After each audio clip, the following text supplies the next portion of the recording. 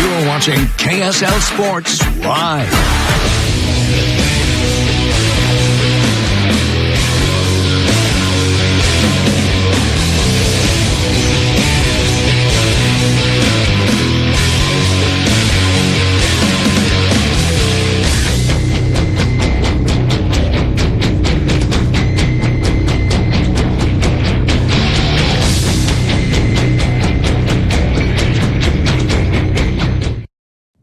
It's time. This is the 2023 KSL Sports BYU football preview. The next half hour brought to you by Mountain Land Supply. We'll have position previews, interviews with Kalani Sitake, chats with key players including Keaton Slovis and Ben Bywater, plus BYU radio analyst Hans Olsen joins us for a deeper look at the Cougars roster. Yeah, let's start, though, with the schedule. Of course, after opening with Sam Houston and Southern Utah, the Cougars make a trip to SEC country to take on Arkansas. After that, their first conference game as a member of the Big 12 in Lawrence, Kansas, against the Kansas Jayhawks, who feature preseason Offensive Player of the Year quarterback Jalen Daniels. First home game in the Big 12 is against Cincinnati at home.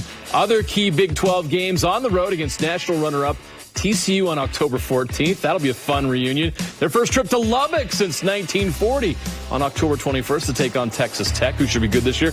Everyone has Texas in Austin circled on that schedule in Austin on October 28th. And, of course, Oklahoma's first trip to Provo is on November 18th. And then the Cougars finish things up with Oklahoma State on November 25th in Stillwater.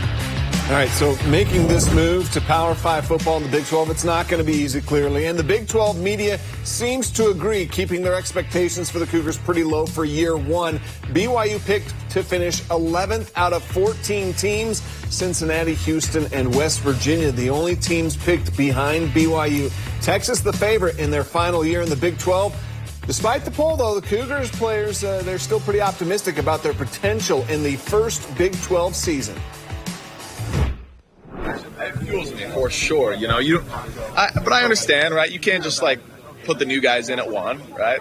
They can't do that. So for us, it's one of those things. It's motivating. It's when the smoke clears in December, we're going to see where the standings lie, and hopefully we're at the top. So for us, it's all about just focusing on Sam Houston, getting win after win, building momentum. So when we do play Texas, we do play TCU, those big time games, Arkansas from the rip, you want to be locked and loaded, firing on all cylinders. We're gonna bring everything we have. We're not holding anything back.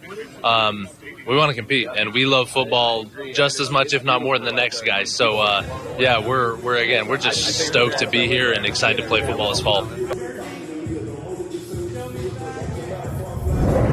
All right, BYU has several key players returning that give them hope that they'll be competitive in the Big 12. There's also a number of key players that were added in the transfer portal. All right, so who should you keep your eye on for BYU? Here are the top 5 BYU players to watch this upcoming season. This is presented by Mountain Land Supply Company. Let's start with Aiden Robbins, a former Louisville and UNLV running back. Robbins comes to Provo with some really high expectations. And for good reason, he rushed for 1,011 yards and 9 touchdowns last year for UNLV, averaging almost 5 yards per carry. If he can duplicate that production, BYU will be much better than 11th in the Big 12. Isaac Rex is back, and if he stays healthy, should be one of the best tight ends in the Big 12. He caught 22 passes for 320 yards and 6 touchdowns coming off a serious leg injury. He'll be a key target for Keaton Slovis this upcoming season, and BYU will lean on that production. BYU's strength may be their offensive line, and sophomore tackle Kingsley Suamataia will lead the way. The only BYU player named first team preseason All-Big 12. He's projected as a first or second round draft pick in the 2024 NFL Draft, and a big year in the Big 12 will only increase that stock. BYU will be led on defense by linebacker Ben Bywater, BYU's active career tackles leader. He's made 200 tackles in the last 2 seasons combined, 98 just last season to go along with a sack and 3 interceptions. One of those interceptions, you might remember, he returned for a 76-yard touchdown in a New Mexico Bowl win over SMU. And a lot is expected of another transfer portal addition. Defensive back Eddie Heckard was an FCS All-American at Weber State and follows his former head coach Jay Hill to BYU, where he hopes to prove to NFL scouts that his production at Weber State was no fluke. A lot of exciting players. You know, there's one thing you can count on in college football, though. It's constant change. BYU lost key offensive players from last season to graduation and the NFL draft. Jaron Hall and Blake Freeland, they'll be tough to replace. But the Cougars did dip into the portal to make sure their offense was Big 12 ready. It starts at the quarterback position, where they added former USC and Pittsburgh quarterback Kedon Slovis. He has 37 starts as a Power 5 quarterback. Offensive coordinator Aaron Roderick is betting on Kedon that he'll be a productive quarterback like he was at USC. Slovis is betting on BYU, giving him an opportunity to showcase his skills to NFL scouts. What do you think of the weapons you have to work with, guys like Cody? What are your thoughts on these guys on this offense and the playmakers? Yeah, these guys are awesome. Like, they work really hard. They're super disciplined. There's not more disciplined receiving corps I've ever been around. And I think that, as your quarterback's your best friend, even if guys aren't the fastest or strongest, the most explosive players, which I think we have plenty of, I'd rather take the guy who's going to be in the right place at the right time. And so that's what our guys are. But they can make plays too. Cody's awesome. He knows the offense like back to stand. Chase Roberts is such a great player and great person. Keanu Hill, those other returners. And we got 2 more transfers and some youngins that I think are going to step up that people aren't expecting either. He's exactly what our fans want. And he happens to have a great arm and can throw the ball. So I want to make sure that we are in a system that highlights his strengths as a quarterback, and that I think if he's doing things and clicking on all cylinders, we're going to score a lot of points. I think our expectation is committing to the process, doing everything that we need to do so we go into season ready to play some good football, ready to play some quality football, and understand that these games are going to be big games, because each and every week we have great competition. We have teams that have history, and they have really good players as well. So the only expectation, man, is just the process, committing to the process, making sure we're just going with intent every single day to focus on the small details and the little things so they don't become big things for us as a football team. Hey, look who we found. Not only can you hear him on Hans and Scotty on 97.5, the KSL Sports Zone, Monday through Friday at noon through 3 p.m., you're looking at the new analyst for BYU game broadcasts on KSL News Radio. He'll team up with Greg Wrubell on the call starting this fall. Congratulations on that. Are you ready? I am ready. I just need to learn what football is. And then I'll be really ready. You got about a month. So good luck with that. All right, let's test you right now. Let's start with this. Do you believe BYU's depth is Big 12 ready? No, but it's getting close. Okay. But I think there's probably 8, 9 teams in the Big 12 right now that their depth isn't ready. I think the teams that you see make a run at the championship, they're the ones that had the depth, and it's just hard to find the depth.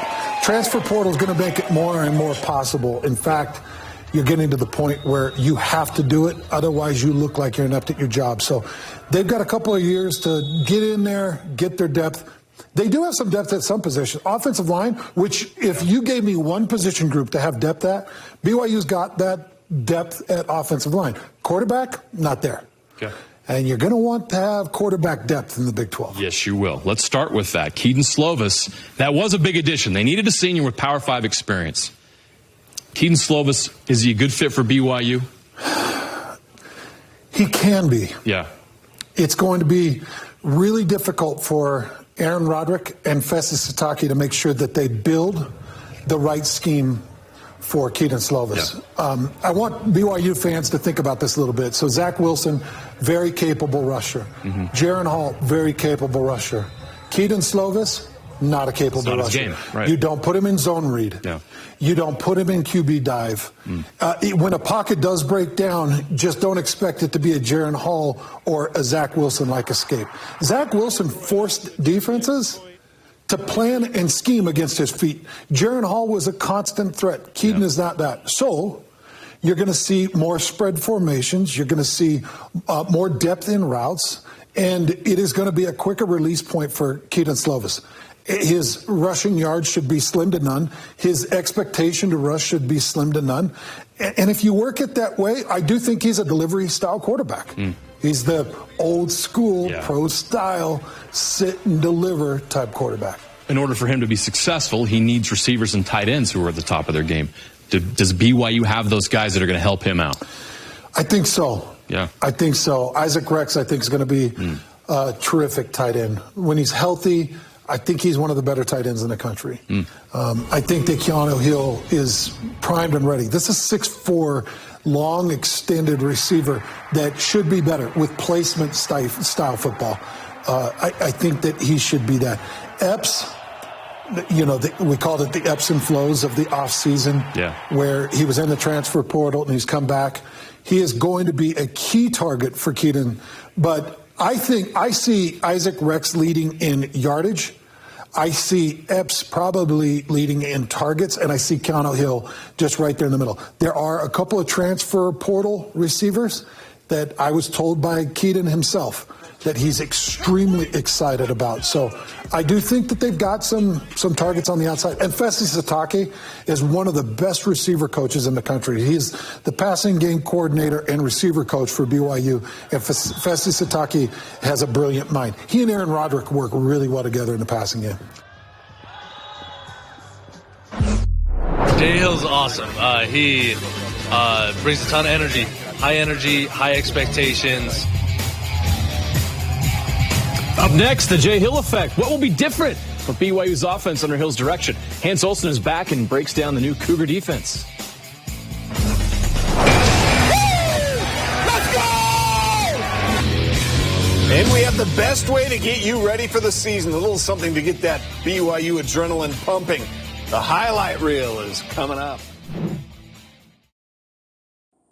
Welcome back to BYU Football's sports special here on KSL Sports. BYU ranked 94th last season in total defense, 97th in scoring defense, and 130th in team sacks. Only Colorado is worse at getting after the quarterback than BYU. That's unacceptable for this Cougar team that will face some of the best offenses in the country week in and week out in the Big 12. So changes had to be made, and they have been made. Kalani convinced his old friend Jay Hill to leave his post at Weber State, where he had built an SES powerhouse over the past decade, to become the new defensive coordinator in Provo. His charge to transform this BYU defense, establish an identity, and get after the quarterback. Jay Hill's awesome. He brings a ton of energy, high expectations, high effort, high everything. That's Coach Hill, and so he's been awesome to have around.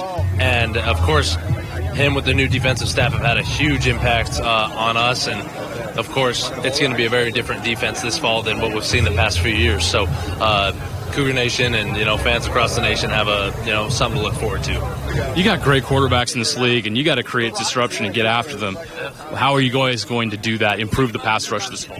Yeah, absolutely. It comes down to what your scheme is, what plays you're calling, and how aggressive you're being. We're going to be aggressive. I think that's probably the most resounding message that you've probably heard from anyone on the defensive side of the ball. Staff or players, we're going to be aggressive, and they're going to put players in good positions to make plays. And so when it comes to getting after the quarterback, you put guys in good spots and you allow them to go play aggressively.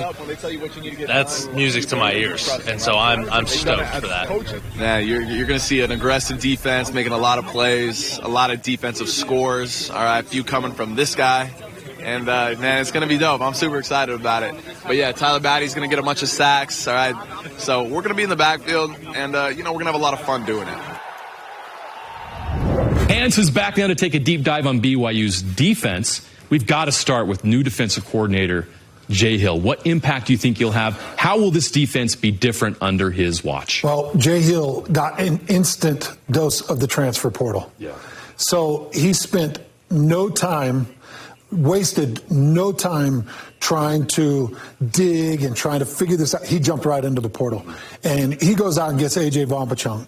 I think Vaughn-Pachon probably would have led the Mount West Conference in tackles. I think he's one of the best linebackers you're going to find.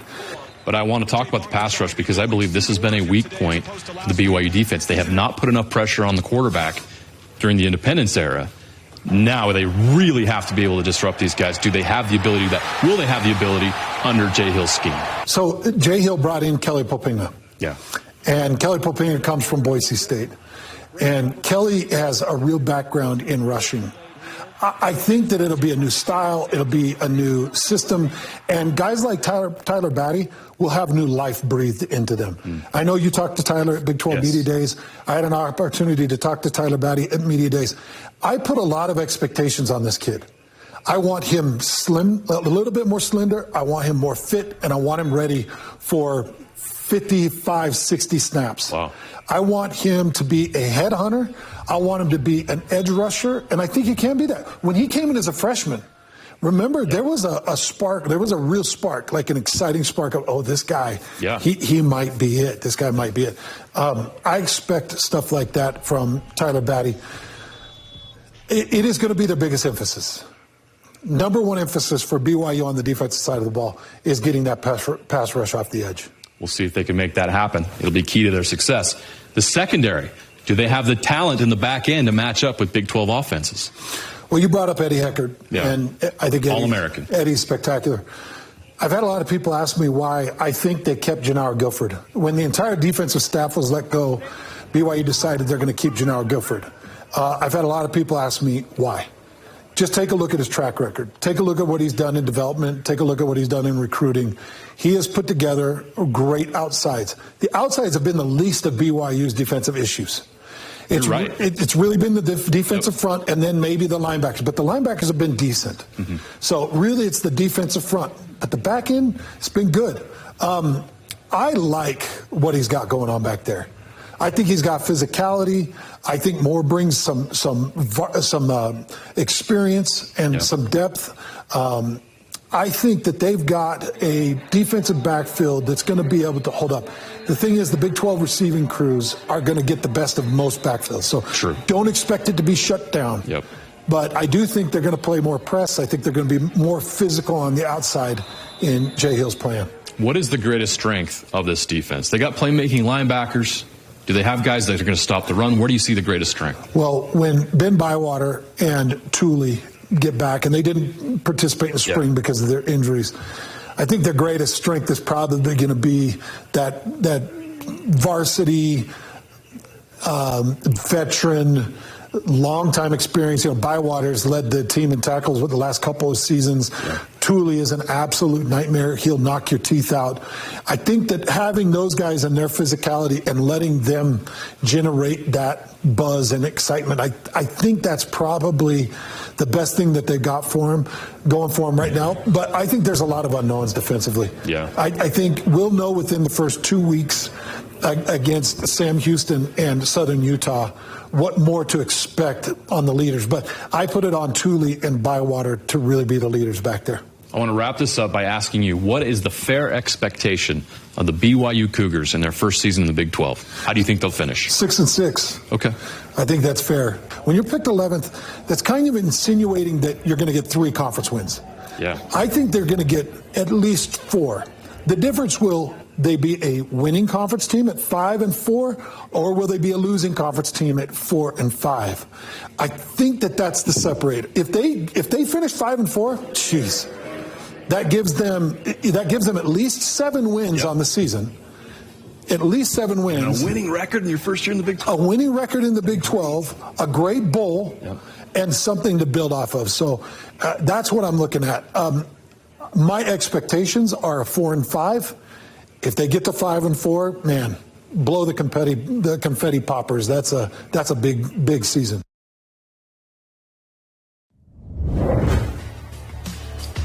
What are your favorite 5 games on the BYU schedule? We ranked them 1 through 5, brought to you by Mountain Land Supply Company. Number 5, how about a battle in SEC country against Arkansas? That's going to be fun, the Cougars' first trip to Fayetteville. Number 4, the Big 12 opener against Jalen Daniels and Kansas. Just how good is Daniels? Number 3, an old Mountain West reunion with national runner-up TCU in Fort Worth. Number 2, Oklahoma making their first trip to Provo. And number 1, a return to Austin to face Steve Sarkisian's Texas Longhorns, the team picked to win the Big 12. We've got more on the way. It's the BYU highlight reel. Cougar fans, you don't want to miss it. Next.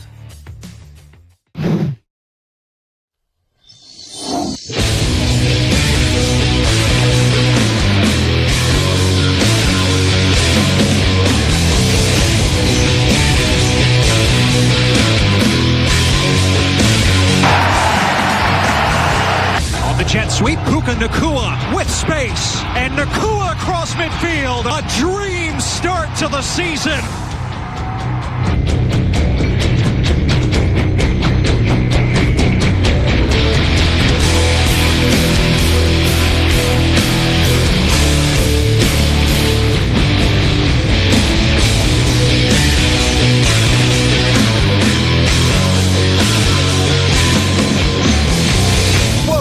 Vegas in the 11th edition of the Shamrock Series. Two independent schools meet for the first time in nearly a decade.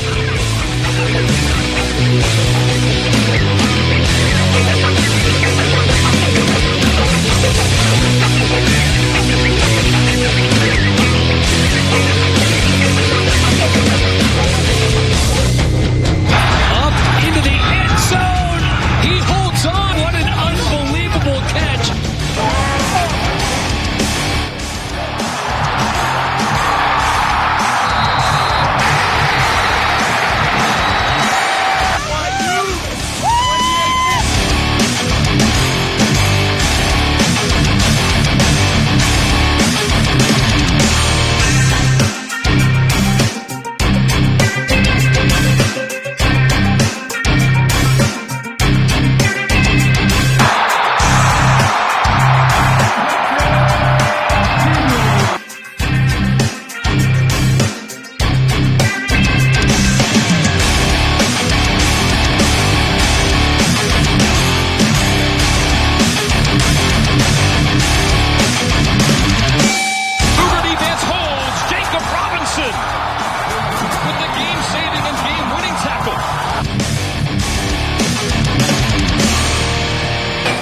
Big thank you to Mountainland Supply for making this BYU football preview possible. Next week, we flip the page to the Utes.